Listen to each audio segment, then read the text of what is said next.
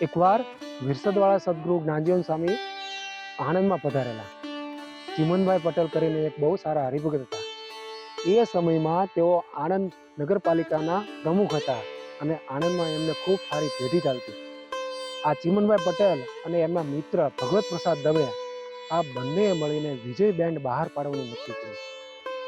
પછી તેઓ સ્વામીની આજ્ઞા લેવા ગયા અને કહ્યું, સ્વામી આપ જો કહેતા હો તો અમારે વિજય બેન્ડ બહાર પાડવું છે. સ્વામી કહે, તમે તો સુખી છો, આ બેન્ડનો ધંધો ન કરો તો સારું, અને કરશો તો પસ્તાશો. પરંતુ એમને તો બેન્ડનો ધંધો કરવો જ હતો. તેથી એ બંને સ્વામીનું વચન ન માન્યું અને બેન્ડનો ધંધો ચાલુ કર્યો. થોડા સમયમાં આ બેન્ડના ધંધામાંથી નફો થવાને બદલે માથે બહુ મોટું દેવું થઈ ગયું.